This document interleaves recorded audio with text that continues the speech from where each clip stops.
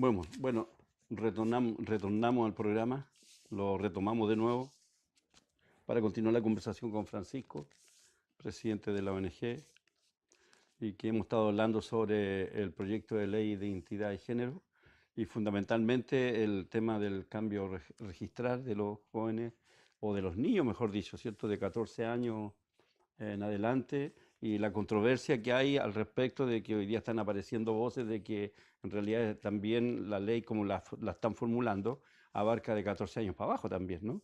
Entonces ahí está está el problema este de que se tendrá que resolver porque escuchábamos al presidente para el 18 ahí señalar de que es de 14 años para arriba y los niños de 14 a 18 tienen que ser con los padres presentes, qué sé yo, que son los únicos que saben la necesidad de sus hijos, ¿verdad? Pero por el otro lado tenemos una fuerte corriente que está diciendo hoy día de que no, que la ley que se está aprobando implica de 14 años para abajo también el tema del cambio registral, ¿no? De sexo. Así que bueno, ahí está el proceso. Tú decías que más o menos esto va a durar como 5 años, ¿cierto? ¿No? Claro, 5 años duró el Duró trámite, el trámite en duró el general. trámite constitucional y en implementarse podría ser entre 1 y 2 años en Mucho, que se transforme en ley. claro. Entonces, esta segunda parte, lo interesante para nosotros sería qué es lo que sucede y cómo suceden las cosas dentro de la Cámara. Aquellos que tienen que votar, que legislan al respecto de todo este tema, sobre todo la votación, cómo se dio, ¿verdad? ¿No? Faltando 2 votos, que te digo yo, ganaron por esa ausencia.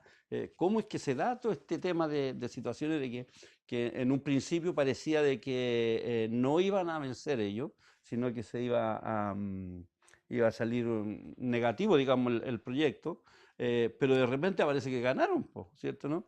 ¿Y dónde están todos esos diputados, esos senadores con los cuales habían asumido un compromiso de votar contra la ley, ¿verdad, no? Y aparecen ahora votando o no estando, ¿verdad, no? Eh, entonces, tú que estás ahí adentro del tema mismo, ahí adentro como en los pasillos mismos, detrás de bambalinas, todo lo que está pasando allí, ¿cómo se dio esta situación de que de un día para otro cambiara tanto la realidad, digamos? Porque 24, 48 horas antes parecía de que soplaban vientos de favorable, digamos, a que no se legislara este tema así, y no sé, pues 48 horas más tarde aparecieron votando A o favor. votando a favor, po. Sí. ¿Te fijas? Yo estuve en Argentina para la votación del aborto y allá no, pues ahí se planteó más o menos toda esta gente a votar en contra, todo esto a favor, y más o menos se dio en ese sentido, pues no hubo estos cambios, aunque hubieron dos, como la expresidenta, ¿cuánto se llama? La señora K, se dio vuelta la chaqueta allá dentro del hemiciclo nomás, pues, ¿te fijas, no? Pero fue como la única excepción, pues. Pero aquí en realidad son más, porque ¿qué pasa con los diputados? ¿Qué pasa con los senadores? Digo, ¿qué pasa con la gente que se elige para esto?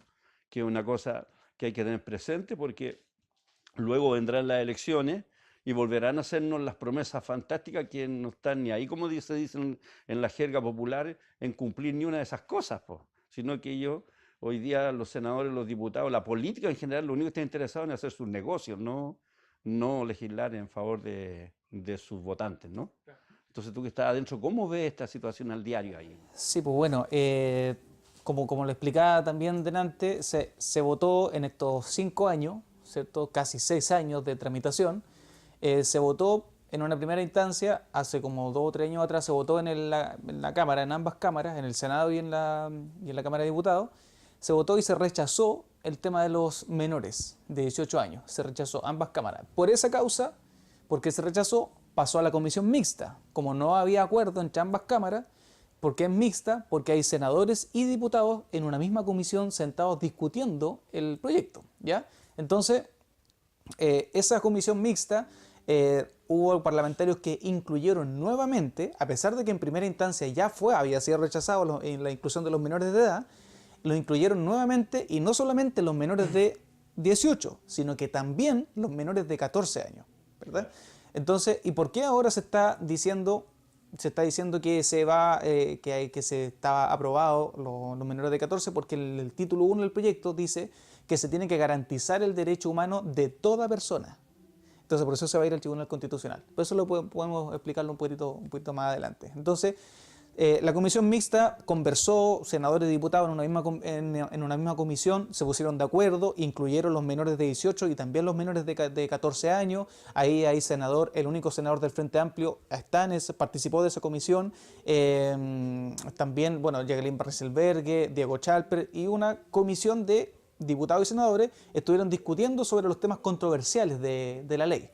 Y finalmente fue despachado, después de 6 meses de tramitación de la comisión mixta, fue despachado para que nuevamente se votara en ambas cámaras, en el Senado y en la Cámara de Diputados, que fue lo que pasó la semana pasada.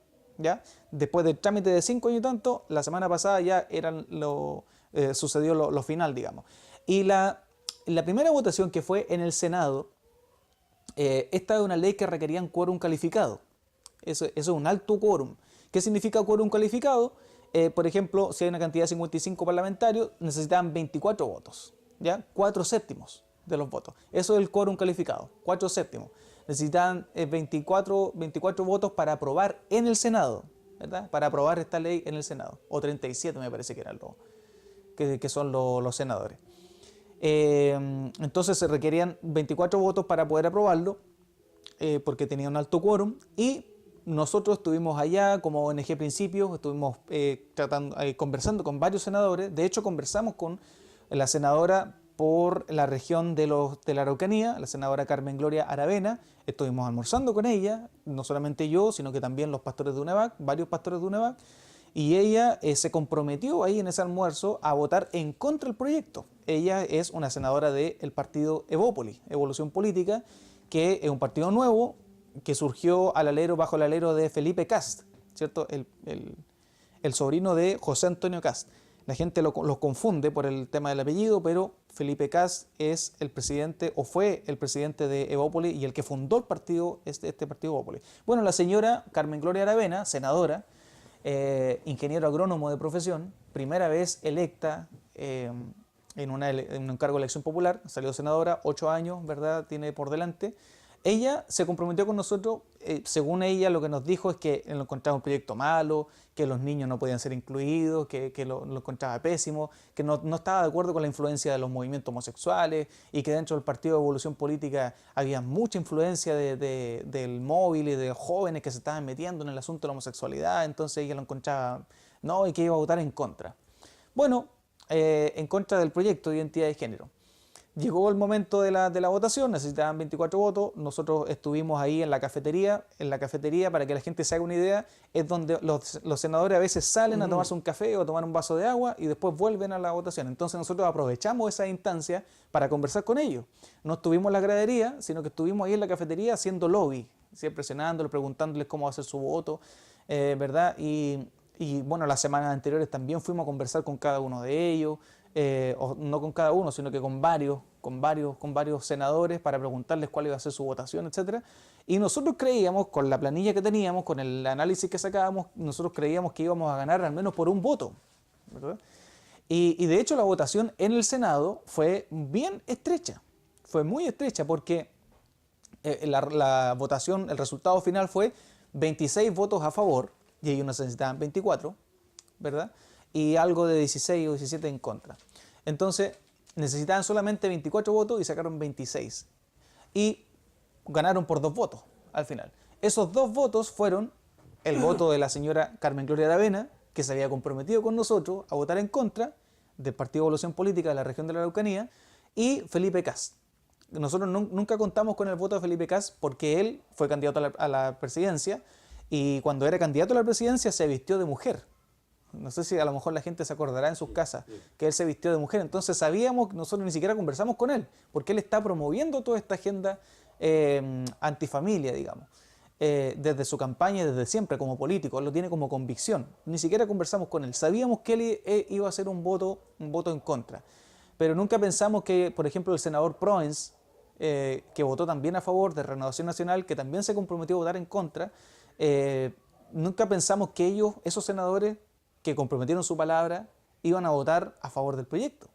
Entonces, cuando vimos el resultado de la votación, fue realmente decepcionante, porque Felipe Kast y Carmen Gloria Aravena son los dos representantes de la región de la Araucanía. Una región donde hay una gran cantidad de evangélicos. Yo diría que la región donde más hay evangélicos actualmente es en la región de la Araucanía. Entonces, me parece absolutamente contradictorio que la gente evangélica de la Araucanía haya elegido a un par de senadores que son absolutamente contrarios a la visión bíblica de sociedad, a los principios cristianos, a los principios bíblicos. Entonces, ese es un tema para analizar profundamente y para que, como usted muy bien decía delante, consideremos en las futuras elecciones, porque no podemos nosotros mismos como cristianos estar eligiendo personas que después van a votar en contra de lo que dice la Biblia, de lo que dicen, de los principios de nuestro Dios y de lo que creemos como iglesia. Entonces, la votación ahí fue bastante dividida y gracias al partido Evópoli, ¿verdad? Hoy día pasó el Senado, porque si es que hubiésemos tenido una alta votación en el Senado, este proyecto no hubiese pasado, no hubiese pasado a la Cámara de Diputados, se cae el proyecto completo, se pierde los 5 años de discusión. Pero pasó por 2 votos. ¿Y por quiénes? Por un partido de derecha. Porque Evolución Política, Evópoli, es parte de Chile Vamos, la coalición de gobierno. Y esta coalición de gobierno dijo que no iba a votar a favor de la identidad de género. Ellos dijeron, Piñera en una conversación con todos los presidentes de los partidos, dijo que no iba a impulsar el proyecto de ley de identidad de género y terminó sucediendo totalmente lo contrario. Entonces, después a la semana siguiente pasó a la Cámara de Diputados y en la Cámara de Diputados la verdad es que nosotros no teníamos tanta esperanza porque hay muchos diputados nuevos. Con el cambio en el sistema electoral se incorporaron también 30 diputados más, ahora son 155 parlamentarios diputados. Y muchos de ellos son jóvenes de 24 años para 30 años, muchos diputados jóvenes, y todos los jóvenes lamentablemente están todos convencidos con este tema de la teoría de género. Entonces, sabía que iba a ser difícil, pero a pesar de eso, igual hicimos el trabajo y estuvimos días antes conversando con los parlamentarios, pero también, tristemente, sucedió algo que nadie tenía en consideración. Nadie pensaba que el gobierno de Sebastián Piñera iba a presionar de tal manera que dio vuelta al voto de muchos parlamentarios, incluso de la UDI. Imagínense, la UDI es un partido que siempre, en los temas valóricos, ha votado en bloque. Ellos nunca habían votado a favor del matrimonio homosexual, nunca. Y votar en bloque significa que todos los parlamentarios están cuadrados. Los 37 parlamentarios de la UDI, todos votando en una pura línea, todos cuadraditos. Pero en esta oportunidad no pasó así. Por primera vez, la UDI se dividió. Se quebró. 11 parlamentarios votaron a favor del proyecto de identidad de género y los otros votaron entre que se abstuvieron, entre que salieron de la sala y hubo una gran cantidad también que votó en contra. Pero por primera vez este partido, ese también es un tema para analizar, porque antes, digamos que la iglesia evangélica se identificaba con este partido o con la derecha, no porque la iglesia sea de derecha, sino porque al menos ellos nos representaban en los llamados temas valóricos. No en los temas sociales, no en los temas económicos, pero por lo menos los pastores decían, bueno, por lo menos tenemos la UDI. Porque la UDI siempre está con nosotros ahí, no porque los pastores sean de derecha, ni de la UDI, ni nada de eso, sino que por una cuestión bíblica nomás, cristiana. Pero ahora ni siquiera tenemos ese recurso, porque ya la UDI demostró de que de aquí para adelante corre solita.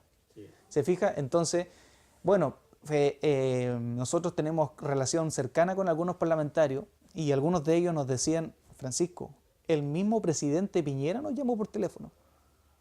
Entonces eso es algo muy llamativo porque dentro del mismo mundo cercano al presidente, dicen algunos que el presidente para hablar con él les dice, tiene 30 segundos y con reloj en mano.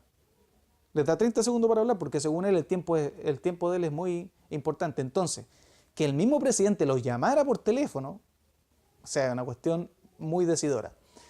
El comité político en pleno, Cecilia Pérez, Gonzalo Blumel, el mismo Hernán Larraín, todos se fueron ahí a presionar ese día de la votación a la Cámara. Entonces, frente a eso, nosotros que estábamos antes se decía de que los cristianos estaban haciendo un lobby dentro salían los medios de comunicaciones, ¿no? que los cristianos estaban haciendo un fuerte lobby dentro de la Cámara, digamos, y para revertir este tema y veían con mucho interés, digamos, que no vaya a ser que salga en contra del tema. Y lo curioso es que aquí, tal como dices tú, el gobierno en pleno haya dedicado tanto tiempo con tanta presión sobre los diputados y los senadores, ¿verdad? ¿No? Para legislar a favor de esta ley, po. Eso es curioso porque detrás de esto entonces hay unos intereses que nosotros desconocemos en el fondo.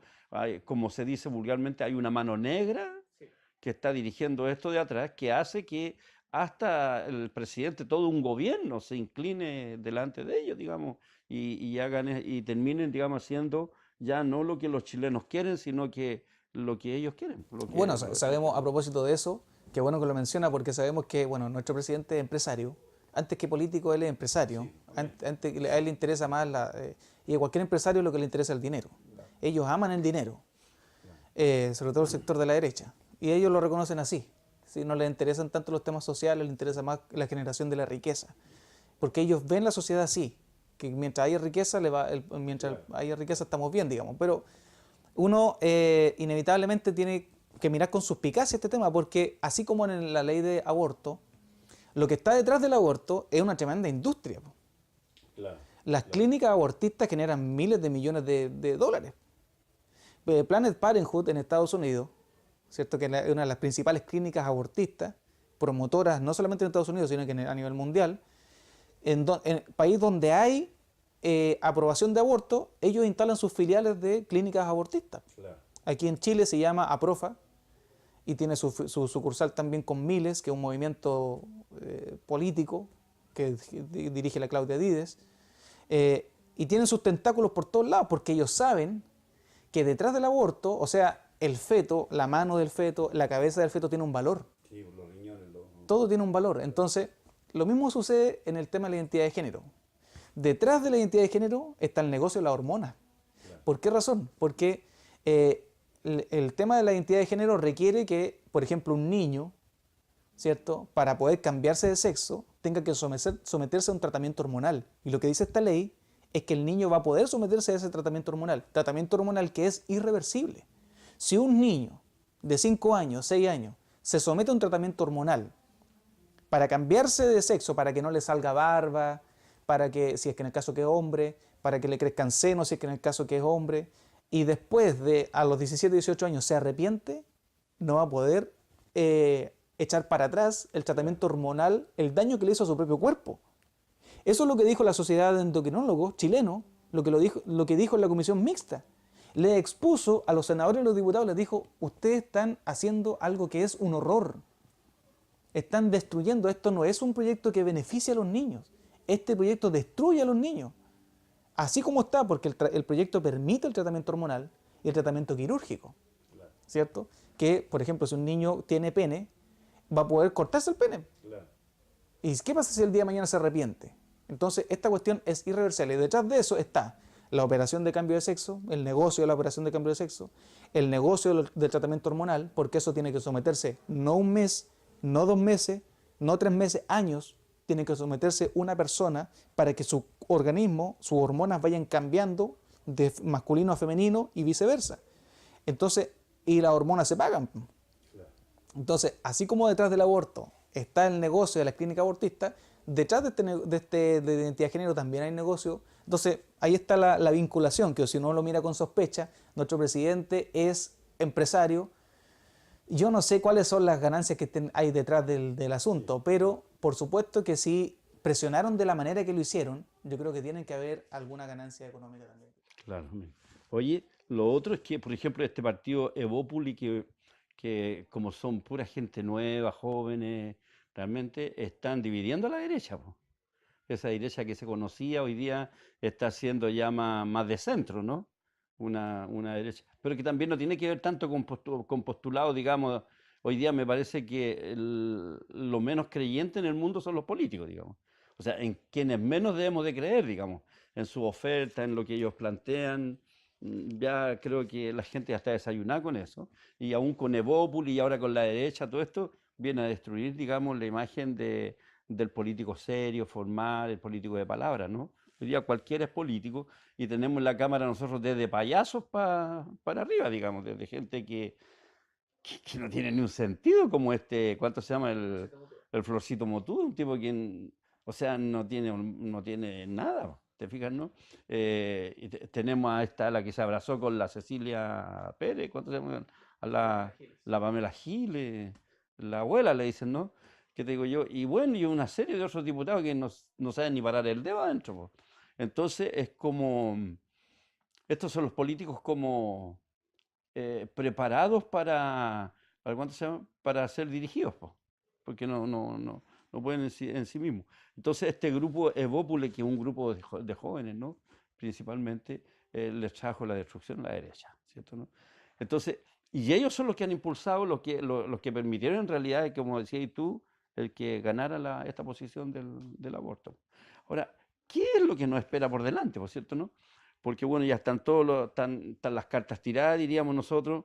Está esta cosa de los niños, de que unos dicen de que de 14 para arriba, otros dicen no, que de 14 para abajo, el cambio registral de sexo, sí, qué sé yo. Está el Tribunal Constitucional, que digamos la sociedad civil quiere llegar al Tribunal Constitucional. Y por otro lado está ¿cuánto se llama?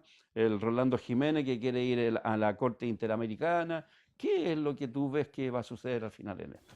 Bueno, yo pienso que el tema hay una cuestión de interpretación, porque pienso yo que la discusión de si la ley incluye o no incluye a los menores de 14 años era un volador de luces nomás, era una cuestión, era un distractor, porque si se aprobaba el título 1, da lo mismo si se incluía o no se incluía a los menores de edad.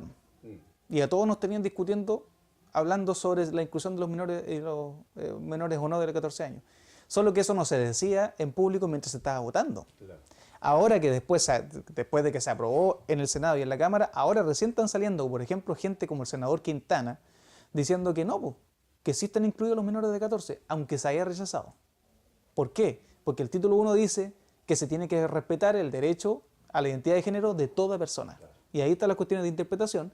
Y hay otro asunto también más técnico, jurídico, de la técnica legislativa que tiene que ver con los quórum, que el artículo 5, el artículo 22, el artículo 14, 17, supuestamente requerirían mayor quórum del que con el cual se votó. Entonces, esas son algunas razones por las cuales tendría que ir al Tribunal Constitucional. Ahora, pienso yo que con esta derecha que se está perfilando, que se está construyendo, con partidos como Evópoli, Sebastián Piñera evidentemente ya tomó su posición para construir una derecha más liberal en lo valórico, conservadora en lo económico, claro, porque no le toquen el bolsillo, sí, pero liberal en lo valórico. Frente a esta situación no quedan muchas alternativas. Yo creo que finalmente igual se va a incluir a los menores de 14 años o se va a interpretar, porque Rolando Jiménez, como usted ya dice, ya dijo, si es que no nos reconocen los menores de 14 años, nosotros vamos a ir a la Corte Interamericana de Derechos Humanos. Eso significa un juicio internacional. Y al igual como pasó con el Acuerdo de Solución Amistosa hace un par de años atrás por el tema del matrimonio homosexual, y Chile no fue condenado, pero obligado a legislar sobre el matrimonio homosexual, igual va a pasar con este tema.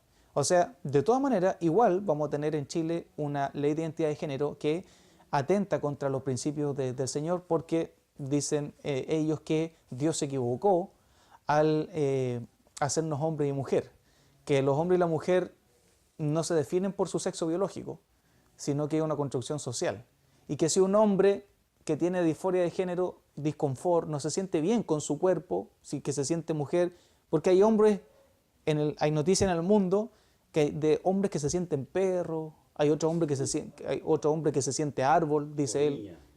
Hay un hombre que se siente niña, que tiene 54 años y se siente una niña de 6 años. Y el tipo se viste como una niña de 6 años y fue adoptado por una familia.